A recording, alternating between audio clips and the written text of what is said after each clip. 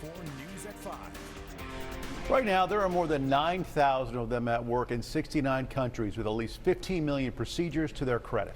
But for each patient behind that procedure count, what really matters is what the Vinci Intuitive Surgical System can do for them. Because health matters, we're diving deeper into what goes into using the impressive tool. First, we told you about this last week.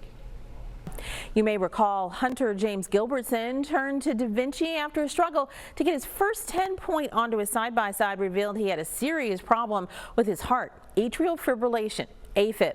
4 months ago, his Baptist Health Medical Center became the first in Arkansas to use the Da Vinci robot to treat arrhythmias. Gilbertson finally got the fix he needed. Tonight, his surgeon explains more about how it all works.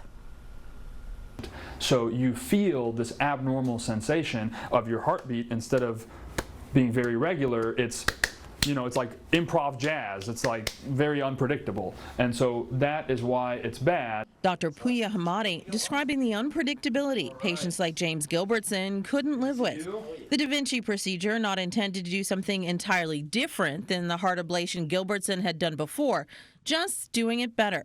An ablation uses hot or cold energy to destroy abnormal tissue, causing irregular heartbeats. We want people to use this technology because we believe that it has lower length of stay, lower perioperative blood transfusion risk, lower amounts of pain when you talk to patients, and you get a similar outcome, meaning the same perfect result. For Gilbertson, being one of the first to go into surgery with this robot wasn't something to be afraid of. Because the way I look at it is, I'm in the technology field myself for my job, so anything that can help a surgeon, I'm all for it. Because that's advancement.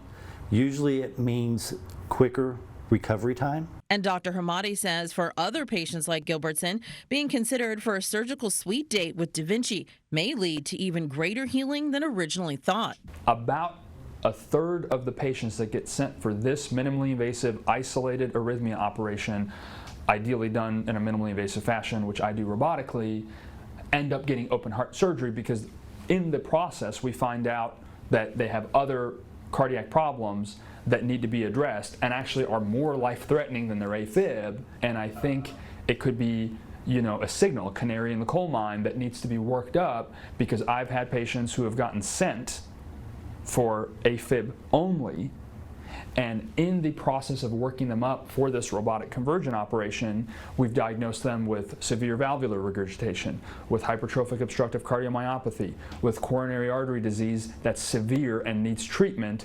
And then the key is right operation for the right patient. And all this is proving to be just right for James Gilbertson. You can barely see the incisions now, and I'm still a little sore if I don't move just right. But as far as the recovery, it's been just fine. It's been great.